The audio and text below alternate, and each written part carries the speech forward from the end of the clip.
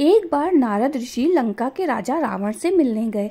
उस समय रावण ने गर्व से अपनी सामर्थ्य का वर्णन किया, परंतु नारद जी ने उसे सावधान किया कि सूर्य वंश के राजा दशरथ और रानी कौशल्या के पुत्र श्री रामचंद्र के हाथों तुम्हारी मृत्यु है। इस भविष्य की सत्यता की जांच करने के लिए रावण ब्रह्मदेव से मिला। ब्रह्मदेव ने रावण से कहा, हे रावण, यह बात पूर्णतया सत्य है।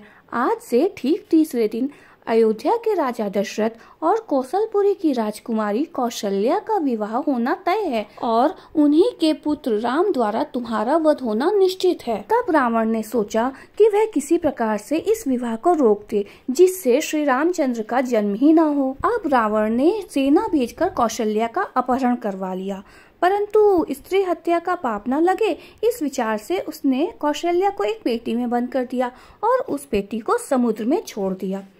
समुद्र के अंदर उस पेटी को लेकर दो मछलियों में लड़ाई होने लगी। मछलियों ने आपस में तय किया कि जो भी युद्ध में विजयी होगा वही इस पेटी का स्वामी होगा। यह सोचकर उन्होंने पेटी को एक द्वीप पर रख दिया। इधर दशरथ अपने स्वजनों के साथ कौशल्या से विवाह के लिए एक नौका में सवार होकर कौशल देश की ओर निकले। जैसे ही रावण को यह पता लगा कि राजा दशरथ कौशल देश की ओर विवाह के लिए जा रहे हैं, उसने तुरंत ही उनके जलयान पर आक्रमण कर दिया और एक भयंकर युद्ध दोनों के बीच होने लगा। इस युद्ध में रावण ने राजा दशरथ के जलयान को तोड़ दिया और उन्हें समुद्र में डुबा दिया, लेकिन राजा दशरथ एक लकड़ी के तख्ते के सहारे तैरते हुए एक द्वीप तक पहुंच गए।